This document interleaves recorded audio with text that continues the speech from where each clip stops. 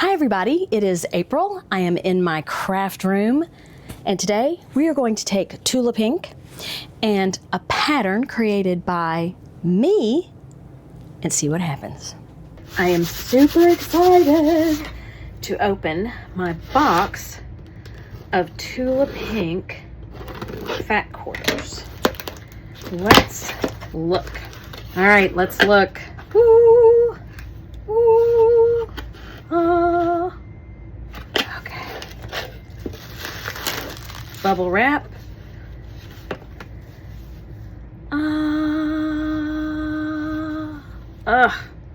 Such beauty, beauty, beauty. I love it. Oh my goodness.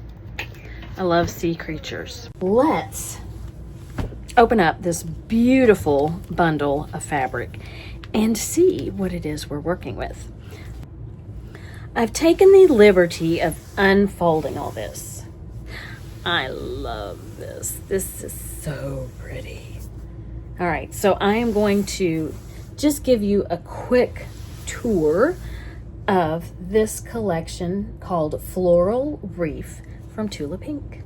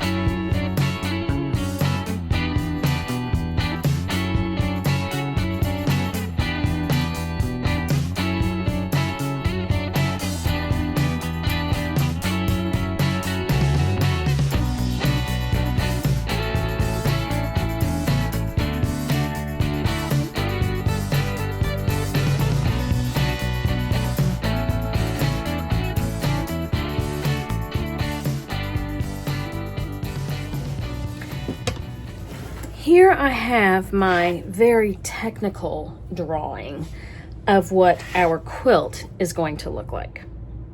I'm sure you can glean a lot of information from this.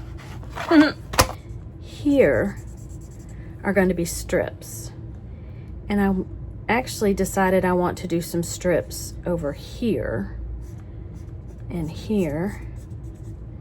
There'll be strips here, strips here, and strips here. So essentially we're going to have strips coming through. And then here, and then over here, same thing, strips, strips. All together we have 30 blocks. And I'm going to be using my 12.5-inch square ruler. Then we are going to be using strips.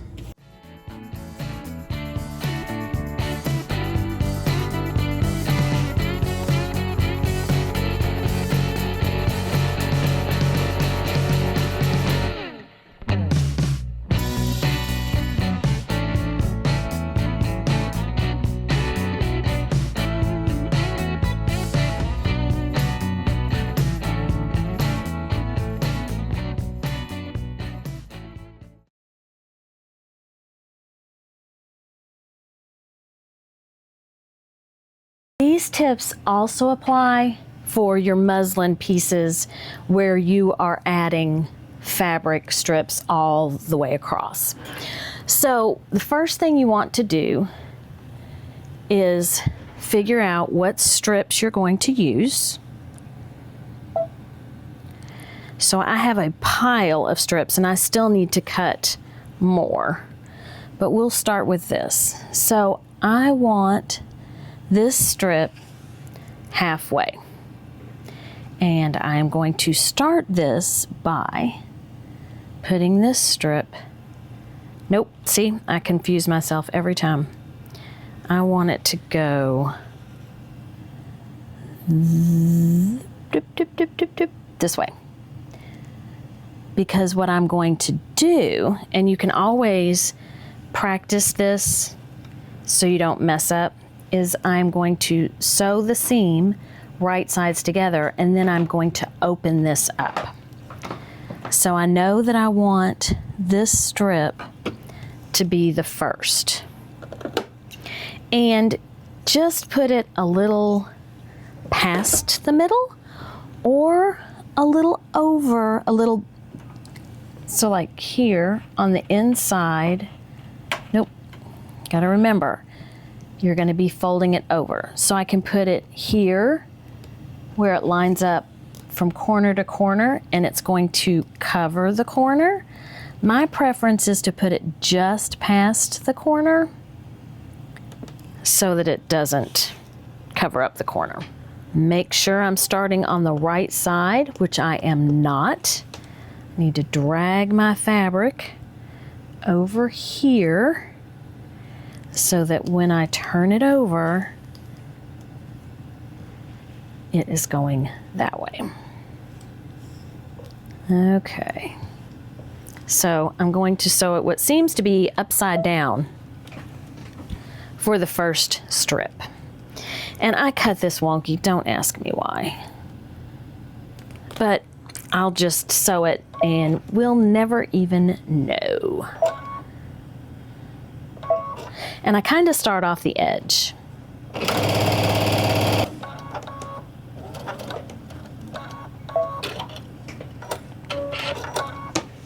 All right, so I'm going to flip this way. Is finger pressing good enough?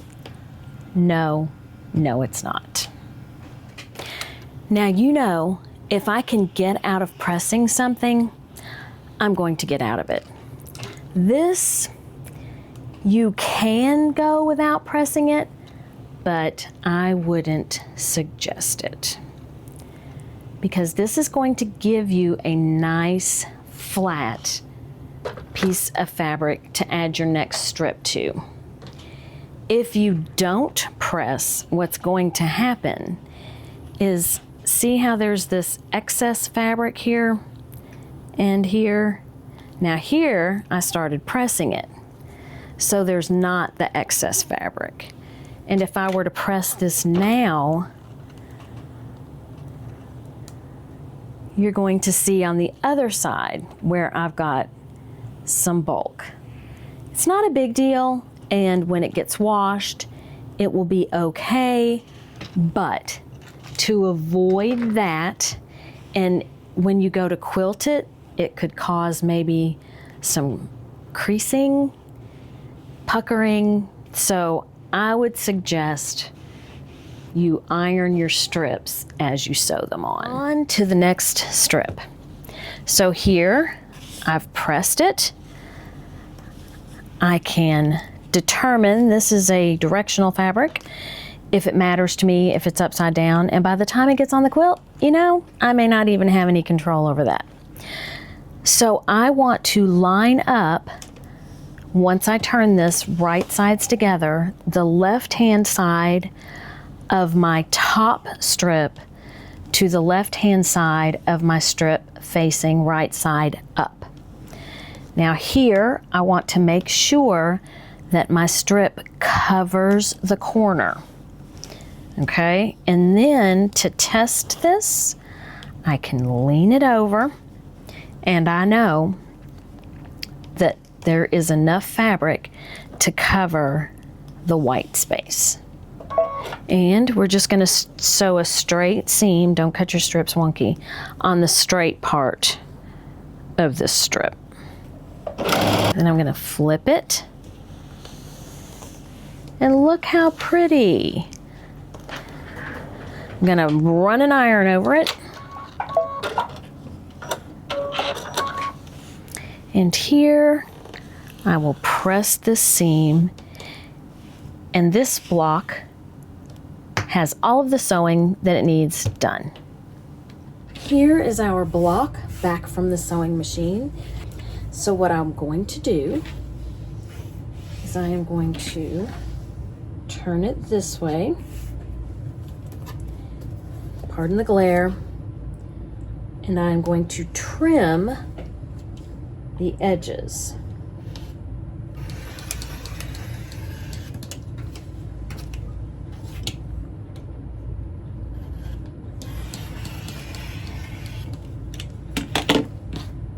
Just like that. And there is my beautiful block. Let's talk about what we have left over here. And we are going to have a whole lot more of that. I already have some of these pieces left over. What are they called? They're called scraps. I found several really fun videos over on Craftsy that gave me some inspiration for scrap quilting blocks. And I want to thank Craftsy for sponsoring this video. And if you have never checked out Craftsy before, they actually have quilting classes, scrap busting ideas, tutorials, sewing inspiration, and all kinds of creative stuff over there. Toby Lishko's class, What to Do with Your Leftover Scraps, and Colleen Tauk's Pretty Prism Pattern are great classes on what you can do with scraps. Craftsy is your online classroom. Craftsy is an online community and resource where millions of crafters and makers find creative inspiration. They offer more than 2,000 exciting classes in over 20 popular categories like crochet, knitting, sewing, quilting, cake decorating, woodworking, and even more.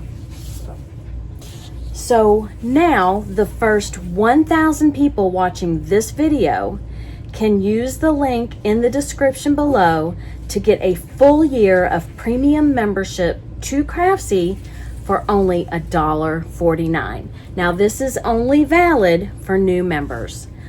I know that I have found so many classes on Craftsy that were fun and informative, and I think you will find the same thing.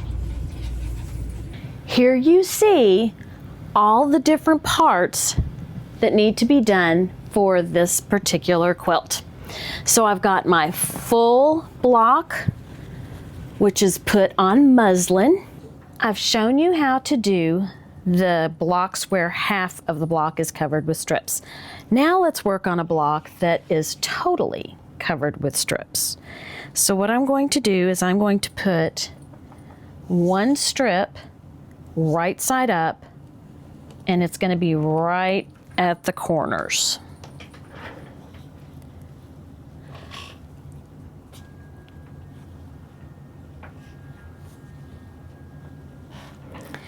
Then I need another piece of fabric that's nice and long, and we want it right side on top of the first strip. And then what I'm going to do is, just like I did before, I'm going to fold this over and make sure that it's long enough. Once I determine that, I'm going to tack it down with a 1/4 inch seam. And there you have the beginning of your full strip block, or your block full of strips. Now, same goes for the full block that goes for the half block. You want to press in between. So here I have this strip, and I'm going to do the same thing with it that I did on the half block. But what I'm going to also do is put this strip on the other side, and that way I can just piece away. So this guy is going to go here. And then when I'm done with this side, I will just flip over to the other. All right, so now I have these two strips in place and I will press them. And I already have the next two strips that I'm going to use. And once I trim this up, it's gonna look great. As I was pressing, I noticed that my purple did not get attached to this strip. So I am going to have to rip out these purple stitches and scoot that piece under because I don't want that to happen. So when you're pressing, pay very close attention, and if you catch it before you add another strip, it'll be easier to recover. See, what happened is I just got too close to the edge and my fabrics weren't lined up. So I'm going to press this, and as you can see, now it looks much better. And then I have my two half blocks, which are on the background fabric. Here is my yardage. And this is what I'm going to be using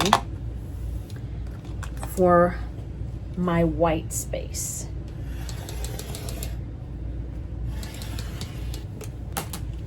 I know because I have a bolt of this that I will have plenty.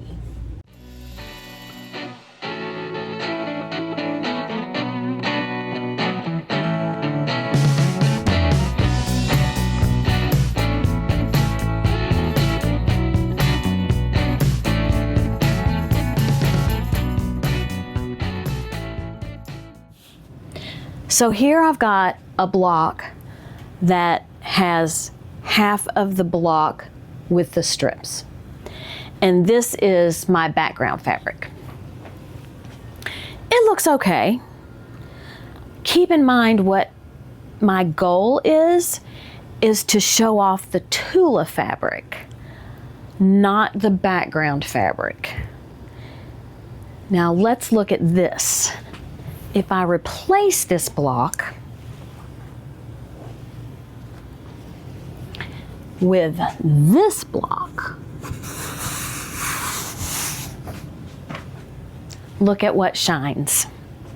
There is no doubt in your mind that this is the feature. It's a pretty white background, and I have to admit, I didn't particularly care for using white in quilts, but on my quilt journey, I have learned that white makes things pop and look clean. So in this case, I think a white is exactly what we need. Let me know in the comments below if you preferred the background fabric that wasn't white. So this quilt is starting to come together. It's so easy. You cut strips of fabric and you cut squares of fabric. And the great thing about Tula Pink fabric is it pretty much carries on its own. It's not like you have to do anything. It's just beautiful by itself. As you can see, I only have 3 more spaces to fill. And I've got my blocks right here. So let's fill these in.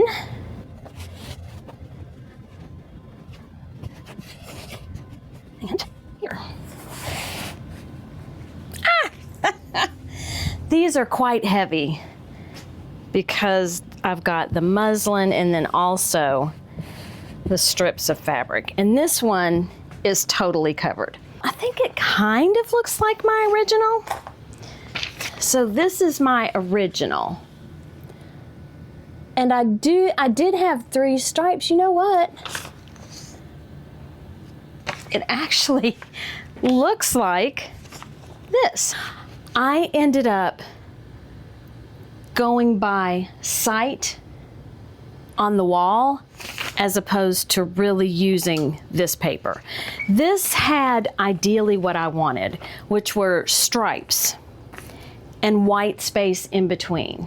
Well, at first I thought that I wanted to use different pieces of the fabric instead of the white space.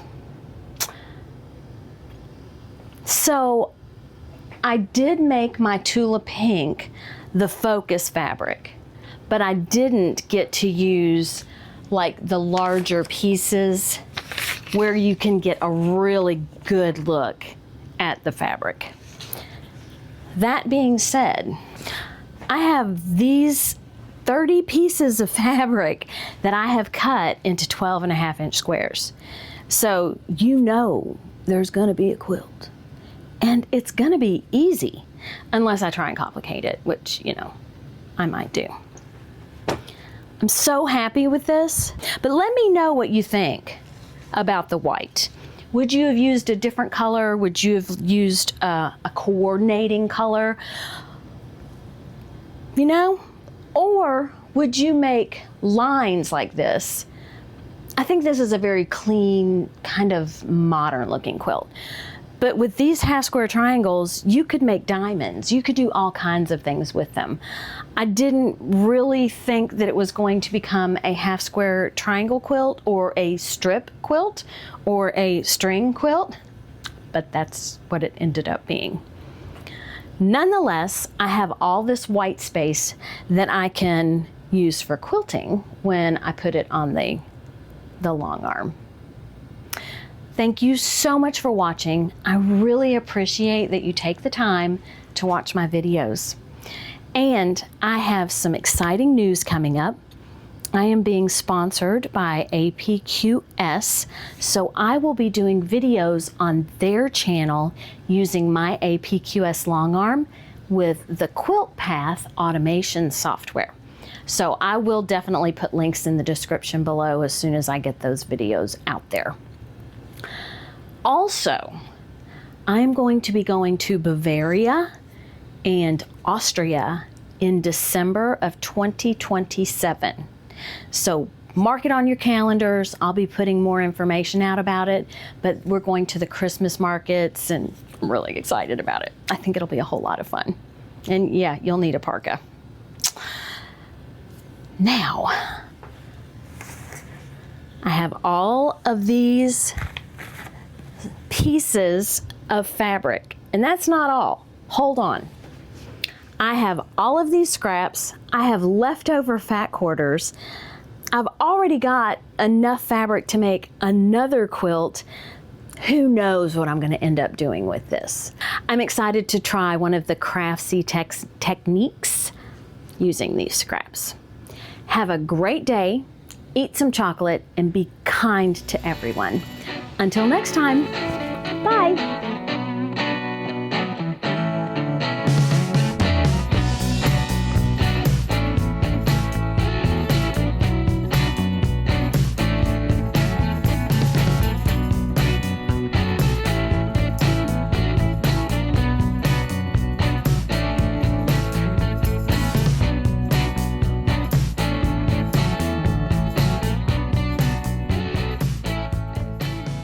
And that stinks. Blah.